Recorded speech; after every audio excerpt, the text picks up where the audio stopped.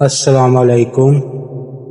کیا آپ کے ساتھ بھی ایسا ہوتا ہے کہ جب آپ نماز کے لیے کھڑے ہوتے ہیں تو زبان پر تو اللہ کا نام ہوتا ہے، لیکن دماغ میں دنیا بھر کی باتیں، دکان، کاروبار اور گھر کے سارے مسائل چلنا شروع ہو جاتے ہیں؟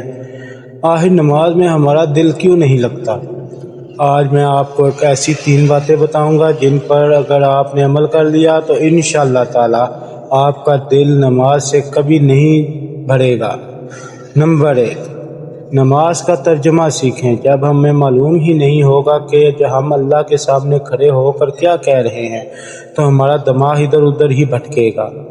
ثنا، سورہ فاتحہ اور اتحیات کا ترجمہ لازمی سیکھیں۔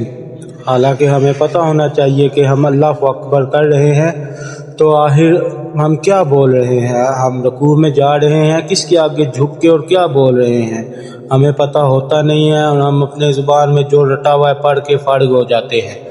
تو اس لیے ہمیں ترجمہ آنا ضروری ہے۔ الحمدللہ کہ اللہ تمام تعریفیں تیرے لیے ہیں۔ اللہ اکبر، میں تمہاری بارگاہ میں آ گیا ہوں، اب تم مجھ سے کیا چاہتے ہو؟ میں یہ چاہتا ہوں اللہ، میں سجدے میں جا کے اللہ میں نے مان لیا کہ تمہارے علاوہ میرا کوئی نہیں ہے۔ نمبر 2، نماز کو جلدی مت پڑھیں۔ یہ مت سوچیں کہ بس فرض پورا کرنا ہے اور دکان یا کام پر بھاگنا ہے، بلکہ یہ سوچیں کہ کائنات کا سب سے بڑا مالک نے آپ کو اپنے سامنے بلایا ہے، تو اتنی جلدی کیوں؟